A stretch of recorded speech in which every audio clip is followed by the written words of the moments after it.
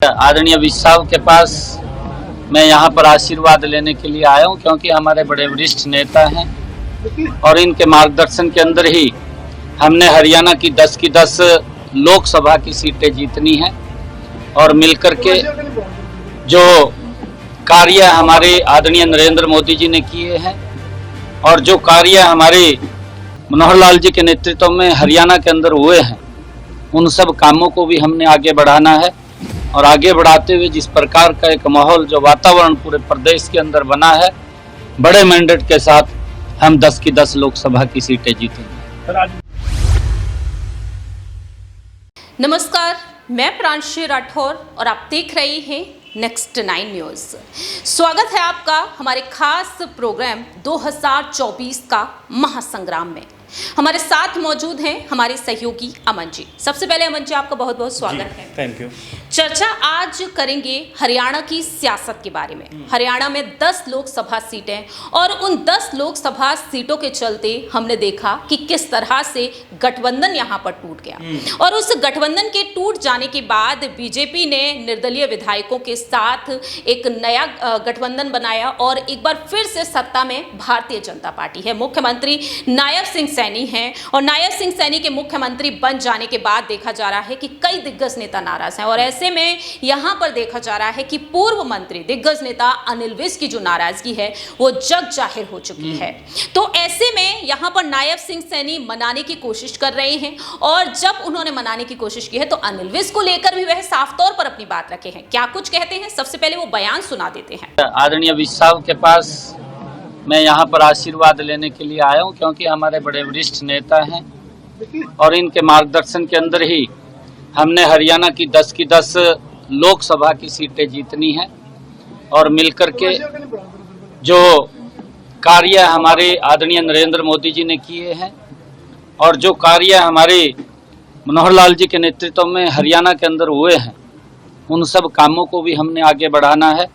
और आगे बढ़ाते हुए जिस प्रकार का एक माहौल, जो वातावरण पूरे प्रदेश के अंदर बना है, बड़े मैंडेट के साथ हम 10 की 10 लोकसभा की सीटें जीतेंगे। सर, आज विज साहब से मुलाकात हुई है, नाराजगी की बातें आती रही हैं, आप मिलने भी पहुंचे हैं। जिम्मेदारी को मैं आशीर्वाद लेने, मैंने कहा है कि मैं तो यहाँ जब पार्टी का जिला का अध्यक्ष था तब भी आदरणीय विज साहब का आशीर्वाद मिलता था। उनसे समय समय के ऊपर मैं मार्गदर्शन लेने के लिए आता था। फिर प्रदेश का अध्यक्ष बना तब भी आदरणीय विज साहब के पास आने का और उनसे बहुत सारी चीजें सीखने का मौका मिलता था और आज भी मैं आदरणीय विज साहब के पास आया हूँ। सर, संगठन में बड़ा पद जो है वो जिम्मेदारी को लेकर बातचीत हुई है। विज साहब को बढ़ाई जा सकती है, कोई ऐसी बातचीत करे? वरिष्ठ मंत्री रहे हैं लेकिन इस बार कोई नहीं। मैं आज विज साहब को मिलने के लिए आया हूँ और आशीर्वाद लेने के लिए। हमारे नेता हैं, वरिष्ठ नेता हैं हमारे। मंत्रिमंडल की जानकारी दी गई विज साहब को, इसका क्या कारण रहा? नहीं, मैंने कहा है कि हमारे वरिष्ठ नेता हैं और जानकारियाँ सभी, ऐसा नहीं है कि विज साहब से जानकारी नहीं होती, तो सब जानकारियाँ जिस तरह से अमन जी हाल ही में मुलाकात करने पहुंचे थे नायब सिंह सैनी अनिल विज के घर, 40 मिनट तक दोनों के बीच बातचीत हुई और इस बातचीत से पहले यह भी देखा गया कि अनिल विज का वह काफी सम्मान करते हुए नजर आए, पैर छुए, उनका आशीर्वाद लिया। लेकिन वही अनिल विज जिन्हें आप सम्मान दे रहे हैं, कहीं ना कहीं देखा जाए तो नायब सिंह सैनी की वजह से वह दरकिनार है, क्योंकि मुख्यमंत्री की रेस में वह रहे, गृह मंत्रालय चाहते थे, वो मंत्रालय भी नहीं मिला, वो मंत्रालय अब नायब सिंह सैनी ने खुद ही रख लिया है।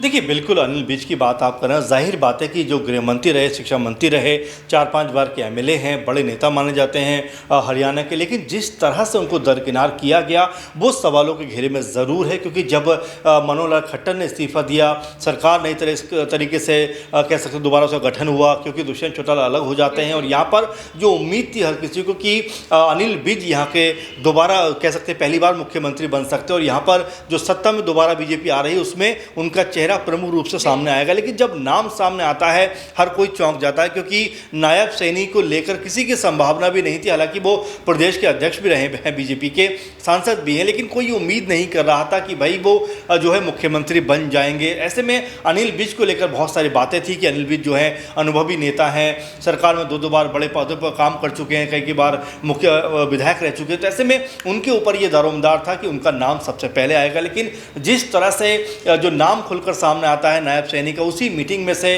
अनिल विज उठकर बाहर चले जाते हैं, अपने घर चले जाते हैं। तो नाराज़गी तो वहीं से नजर आई। आपने जिक्र किया कि अब नायब सैनी उनके घर पहुंचते हैं, पैर छूते हैं, 40 मिनट तक मुलाकात करते हैं। देखिए मजबूरी है राजनीतिक तौर पर अगर देखा जाए, क्योंकि अनुभवी व्यक्ति को अगर आप इससे नाराज़ करेंगे, खुद से अलग करेंगे, तो जाहिर बात है कि बीजेपी के लिए बड़ा झटका यहाँ पर साबित हो सकता है। क्योंकि इससे पहले एक बड़ा नाम बीजेपी का जो सांसद है मौजूदा, वो कांग्रेस पार्टी में शामिल हो गए। तो यहाँ पर यही बात कही जा रही है कि अगर अनिल विज भी नाराज़ रहते हैं, अनिल विज भी बीजेपी से अलग थलग रहते हैं, तो यहाँ पर जो 10 सीटें जीतने का सपना बीजेपी संजोए हुए है उनके लिए मुश्किल हो जाए। क्योंकि अब दुष्यंत चौटाला भी उनके साथ में नहीं है। तो यहाँ पर बीजेपी के कह सकते हैं कई तरह से घिरने की जो संभावना है वो बनती हुई नजर आएगी। अब यही वजह है कि नायब सैनी घर पहुँचते हैं, मुलाकात करते हैं, पैर छूते हैं, कहते हैं भाई इनसे तो मैंने बहुत मार्गदर्शन लिया है, बहुत ज़्यादा इन्होंने मुझे राजनीतिक एडवाइस दी है, और यही वजह है कि उनके साथ में मेरे बहुत ही करीबी रिश्ते हैं। लेकिन क्या ये रिश्ते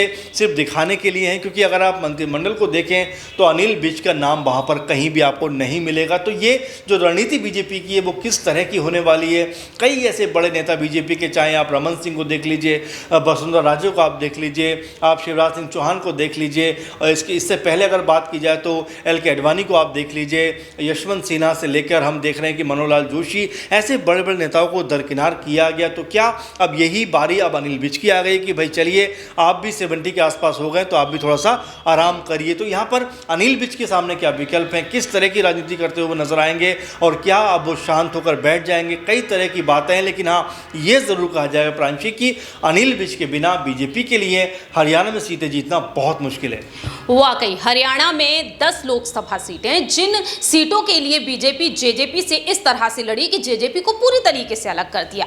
लेकिन आज उन्हीं के खेमे में जो रार बढ़ रही है, अनिल विज की नाराजगी जो जग जाहिर हो रही है। लेकिन अनिल विज कहते हैं कि मैं नाराज नहीं हूं, मैं तो बीजेपी का कार्यकर्ता हूं।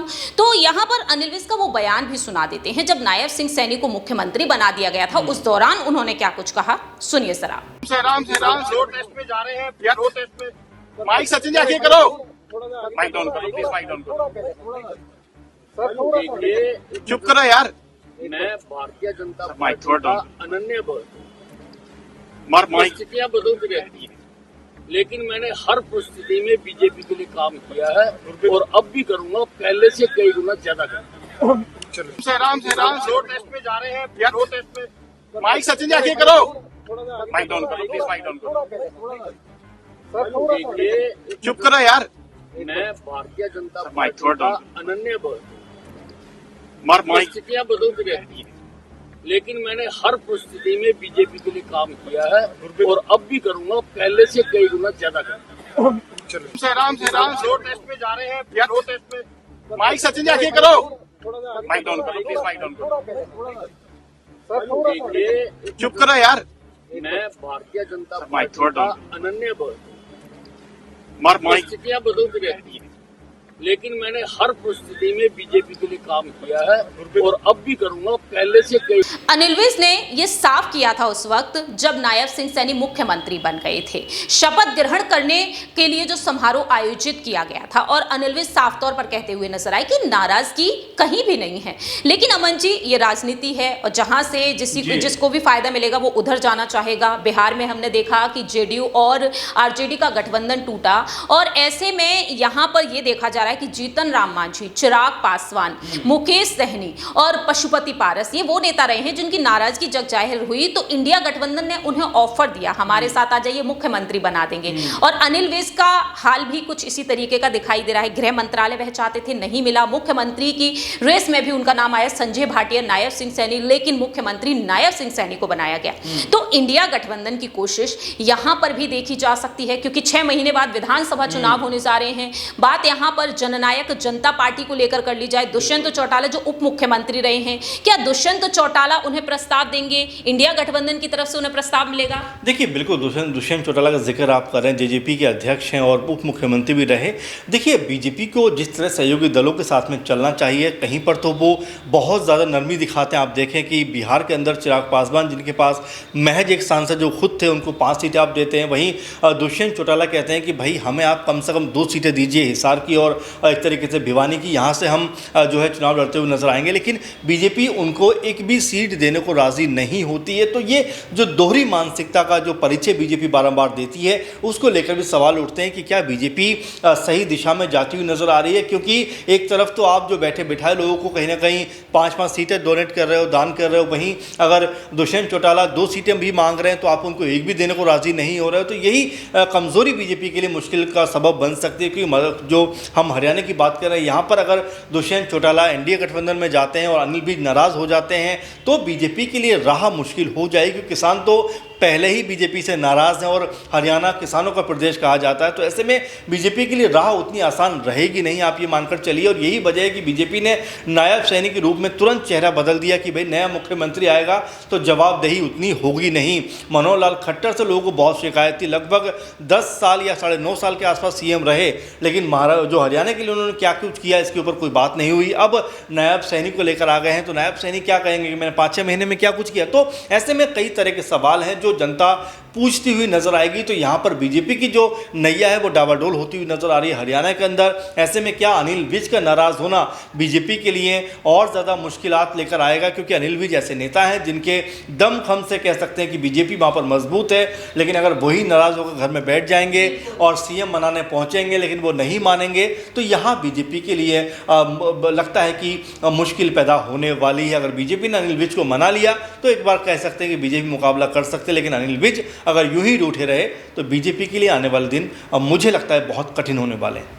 वाकई कहीं ना कहीं आने वाले दिन जो हैं वो काफ़ी ज़्यादा कठिन होते हुए अब नज़र आ सकते हैं बीजेपी के लिए। क्योंकि बीजेपी के कई ऐसे दिग्गज नेता हैं जिन्होंने अपनी नाराज़गी को जग जाहिर किया, लेकिन बिहार में बीजेपी ने सब कुछ संभाल लिया। लेकिन अभी भी यहाँ पर मुकेश सहनी और पशुपति पारस की नाराज़गी लगातार सामने है। अब देखते हैं कि हरियाणा में बीजेपी किस तरीके से अनिल विज को मना पाएगी। क्या आने वाले समय में उनके लिए कोई अलग सोच विचार कर रखा है? आखिरी छोटा सा सवाल, लोकसभा चुनाव में अनिल विज की क्या कोई बड़ी भूमिका नजर आ सकती है? देखिए बिल्कुल अभी तो खैर नहीं कहा जा सकता, लेकिन जाहिर बात है कि उनके बिना, जैसे मैंने पहले भी कहा कि मेरे ख्याल में बीजेपी को ये सोचने की ज़रूरत है कि अगर वो नाराज़ भी हैं तो कैसे उनको मनाया जाए, कैसे जो भी वो चीज़ चाहते हैं उन तक मुहैया कराई जाए। क्योंकि अगर अनिल विज नाराज़ रहे तो आपने सही कहा लोकसभा चुनाव के लिए, क्योंकि हरियाणा दिल्ली से लगा हुआ एक स्टेट है, राज्य है, हरियाणा की हलचल दिल्ली तक आती है। तो ऐसे में यहाँ बीजेपी नहीं चाहेगी कि उनको कोई लॉस हो, यहाँ पर 10 की 10 सीटें वो जीतना चाहेगी। लेकिन अगर अनिल विज नाराज़ रहे तो ये काम उनके लिए कठिन होगा। वाकई अब देखते हैं कि आने वाले समय में अनिल विज के लिए बीजेपी क्या कुछ अहम फैसला लेती हुई नजर आ सकती है। फिलहाल इस खास प्रोग्राम में इतना ही, लेकिन इस पूरे ही राजनीतिक प्रकरण पर आप क्या कुछ कहना चाहते हैं कमेंट सेक्शन में बता सकते हैं। फिलहाल के लिए हम चलते हैं, बाकी की तमाम अपडेट्स के लिए देखते रहिए Next 9 न्यूज़।